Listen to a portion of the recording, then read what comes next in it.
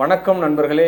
Next in astro நேயர்கள் அனைவருக்கும் கோடான கோடி நமஸ்காரங்கள். வாழ்க வாழ்க வாழ்க. நான் உங்கள் ஜோதிடர் டாக்டர் ஓம் சக்தி ராஜா. மார்கழி மாதத்தினுடைய பலாபலன்களை நம்ம இப்போ பார்க்க இருக்கிறோம். ஒவ்வொரு மாதத்தினுடைய பலன்கள் கிரக நகர்வுகளை மையப்படுத்தி தான் நம்ம சொல்கிறோம். சூரியனை மையப்படுத்தி நம்ம பலன்களை எடுத்துட்டு வரோம். அந்த வரிசையில் இந்த மார்கழி மாதம் என்பதே மாதங்களில் மார்கழி சூரிய பகவானுடைய நகர்வு. பாக்கியஸ்தானம் காலபுருஷ தத்துவப்படி யோக கிரகமான குரு பகவானுடைய ஸ்தானத்தில் பாவகத்தினுடைய பாக்கியத்தில் சூரிய பகவான் போகிறார். 9 சூரியன் காலபுருஷ தத்துவப்படி. தனுசில் சூரியன் செல்லக்கூடிய காலம் இந்த மார்கழி மாதம். இந்த மார்கழி மாதமே ஒரு அற்புதமான ஆன்மீக வாழ்வை கொடுத்து கொண்டிருக்கக்கூடிய மாதமாக இருக்கும். ஏன்னா இந்த மார்கழி மாதத்தினுடைய பலாபலனே அதிகாலையில் எழுந்திருத்தல் அப்படின்னு தான் விசேஷம் சொல்லப்படுது. ஏன்னா எல்லா ஆலயங்களையுமே ஒரு 4:30 5 o'clockலாம் பார்த்தீங்கன்னா பஜனை பாட ஆரம்பிச்சிடும்.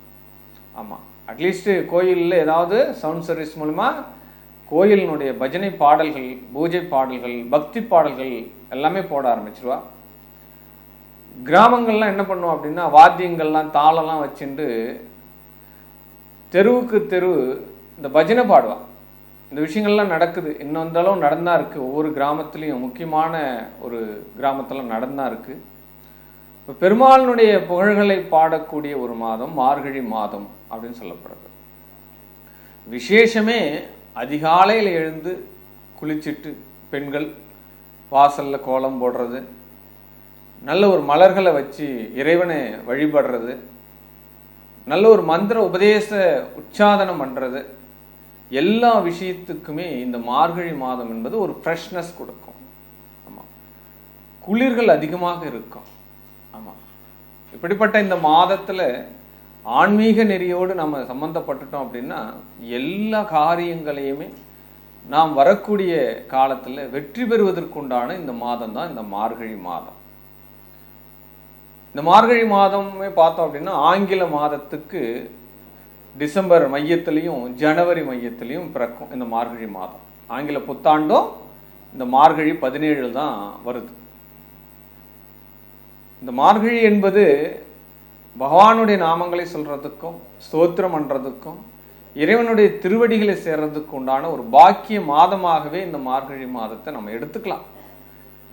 முன்னோர்கள் சித்தர்கள் சொன்ன பலன்களை சற்பலன்களை நம்ம கடைபிடித்தாலே நம்மளுடைய வாழ்க்கையில் ஏற்படக்கூடிய இன்னல்களை நாம் அறவே அகற்றி விடலாம். ஆமாம், உங்களால் முடிஞ்ச காரியங்களுடைய இறைவனுடைய துதிகளையும் மந்திர உபதேசங்களையும் அதிகாலையில் எழுந்திருக்கக்கூடிய பாக்கியத்தையும் பெறுங்கள். எனக்கு வீசிங் வந்துடும், எனக்கு ஜலி பிடிச்சிக்கும் தலைகள் குடிச்சா, இந்த மாதிரியெல்லாம் இருக்கும். பட் அதையும் பாதுகாப்பாக இருந்து தான் நீங்கள் செய்யணும். உடலுக்கு தகுந்த மாதிரி உங்களுடைய மனநிலைக்கு தகுந்த மாதிரி இந்த மாதத்தினுடைய பலன்களை எடுத்துக்கோங்க. இந்த மாதத்தினுடைய கிரக சஞ்சாரங்களை நம்ம முதல்ல பார்க்க இருக்கிறோம். இந்த மாதத்தில் குரு பகவான் ரிஷபத்தில் வக்ரகதியாக இருக்கார். செவ்வாய் பகவான் கடகத்தில் வக்ரகதியாக இருக்கார். கேது பகவான் எந்த மாற்றமும் இல்லாமல் கன்னி ராசியில் இருக்காங்க. புதன் பகவான் விருச்சிகத்தில் இருக்கார். பட் புதனுடைய பெயர்ச்சி மார்கழி 20 எல்லாம் பார்த்தீங்கன்னா தனுசுக்கு சூரியனோடு புதன் சேர்றார். பட் சூரியன் தனுசில் இருக்கார். சுக்கிர பகவான் மகரத்தில் இருக்கார். பட் இருந்தாலும் மார்கழி மாதம் 14ஆம் தேதி மகரத்திலிருந்து கும்பத்துக்கு சுக்கிர பகவான் பயிற்சி ஆகிறார். அங்கே சனி சுக்கிரனுடைய சேர்க்கை உண்டாகிறது. ராகு பகவான் மீனத்தில் பயணிச்சுட்டு இருக்காங்க. இதுதான் இந்த மாதத்தினுடைய ஆரம்பத்தினுடைய கிரக பயிற்சி. மொத்தம் 29 நாட்கள் இந்த மார்கழி நாட்கள் இருக்கு. பட் இந்த மாதத்தினுடைய மார்கழி 14 சுக்கிரன் சனியினுடைய சேர்க்கை, மார்கழி 20 புதன் சூரியனுடைய நிபுணத்துவம் வாய்ந்த இந்த அறிவாற்றலோடு இருக்கக்கூடிய கிரகங்களான இந்த சூரியனுடைய புதனுடைய சேர்க்கை இந்த மாதத்தினுடைய 12 ராசிக்கும் எவ்வகையில் வெற்றி பெறப்போகிறது, 12 ராசியினர் எந்த வகையில் சாதனையாக்கி கொள்ளப் போகிறீர்கள் அப்படின்றதான் வாங்க 12 ராசிக்கும் உண்டான பலன்களை நம்ம பார்க்கலாம். கும்பராசி அன்பர்களே, இந்த மார்கழி மாதம் வெற்றி கிரகமான உங்களுக்கு சூரிய பகவான் சமசப்தமணியான கிரகம் லாபஸ்தானத்தில் பயணிக்கிறார்.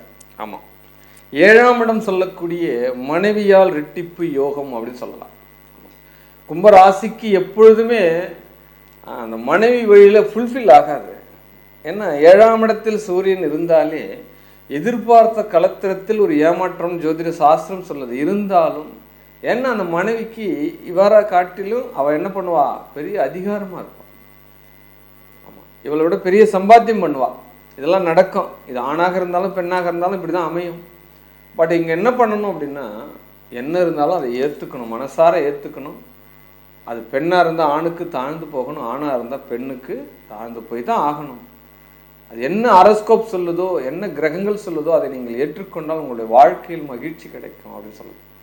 அப்போ மனைவி வழியில் ஆதாயம், 7ஆம் இடத்தால் ஆதாயம். அப்போ பெண்ணாக இருந்தால் ஆணுக்கு ஆணால் கணவனால் ஆதாயம், ஆணாக இருந்தால் பெண்ணால் ஆதாயம். ஆமாம், யோகம் கிடைக்க போகிறது. உங்களுடைய துணை அப்படின்னு சொல்லக்கூடிய இடம், இணை அப்படின்னு சொல்லக்கூடிய பார்ட்னர்ஷிப்.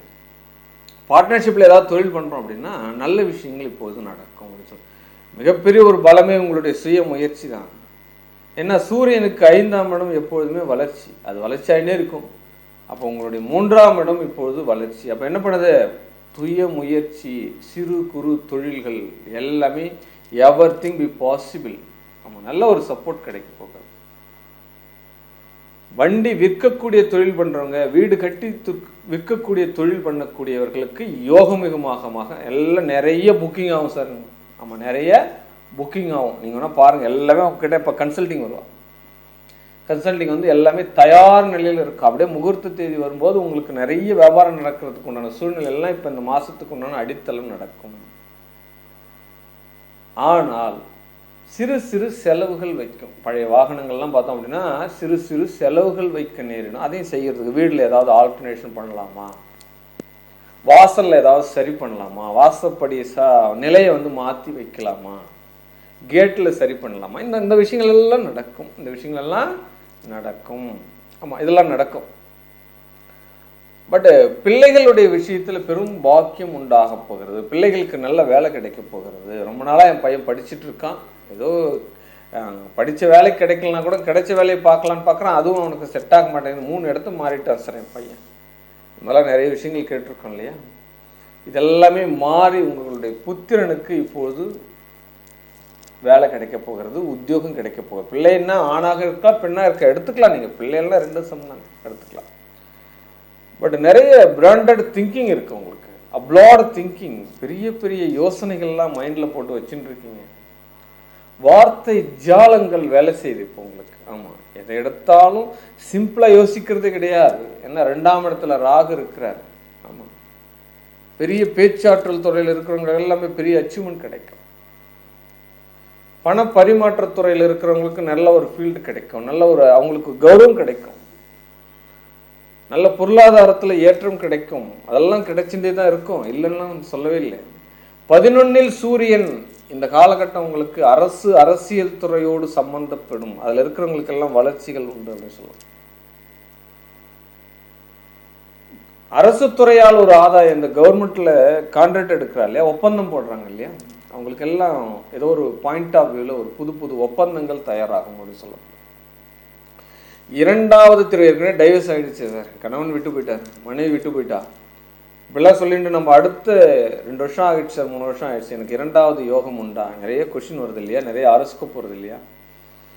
இந்த காலகட்டம் சூரியன் 11இல் இருக்கும்போது அதுக்குண்டான அடித்தளங்கள் நடக்கும், அதுக்குண்டான வெற்றி வாகையை சூடுவீர்கள், நல்ல வாழ்க்கை அமையும் உங்களுக்கு. ஆக்சுவலாக இரட்டை தொழில்கள் இப்பொழுது கிடைக்கும். ஏற்கனவே ஒரு பிஸ்னஸ் பண்ணிட்டு இருக்க, இன்னொரு அடிஷ்னலாக பண்ணலாமா, நிறைய பண்ணலாம், அதுக்குண்டான வாய்ப்புகள்லாம் இந்த மாதம் வரும் உங்களுக்கு. திட்டங்கள் சரியாக இருக்க வேண்டும், அது மட்டும்தான் ஒரே ஒரு விஷயம். உடல் சார்ந்த உபோதைகள் சின்னதாக ஒரு நிறைய வைத்தியம்லாம் பார்க்க வேண்டியதில்லை, கை வைத்தியம் பார்த்தாலே உங்களுக்கு அந்த வைத்தியம் சரியாயிடும், மருந்து சரியாயிடும். இலை தழைகளை கொண்டே உங்களுடைய உடல் நோய்களை நீங்கள் பாதுகாத்து கொள்ளலாம். கும்பராசிக்கு எப்பொழுதுமே டாக்குமெண்ட் சார்ந்த பிரச்சனை இருக்கும், அதனால் கொஞ்சம் கவனம் இருங்க. டாக்குமெண்ட் எல்லாம் ஆதார் கார்டு சரியாக இருக்கா, ரேஷன் கார்டு சரியாக இருக்கா, ஓட்டர் ஐடி சரி, நீங்கள் வேணால் பாருங்கள், கும்பராசிக்கு 2 மாற்ற வேண்டி வரும். ஃபஸ்ட்டு அட்ரஸ் சரியாகவும் இருக்கும், அப்புறம் பேர் சரியாகவும் இருக்கும், இதெல்லாம் நடக்கும். 2 டாக்குமெண்ட்ஸ் இருக்கிறதுக்கு உண்டு, வாய்ப்புகள் உண்டு.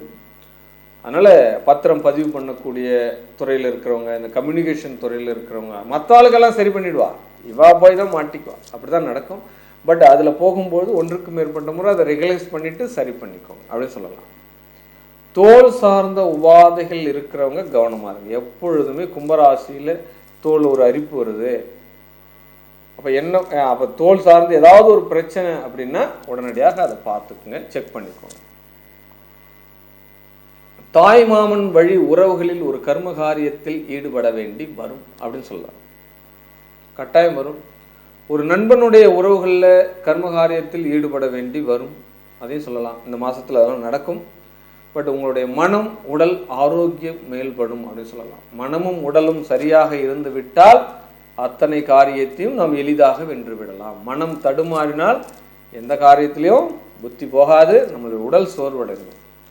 உடல் சோர்வடைவதில்லை, இங்கே மனம்தான் சோர்வடைகிறது. அதனால் மனதை தெளிவாக வைத்து கொள்ளுங்க.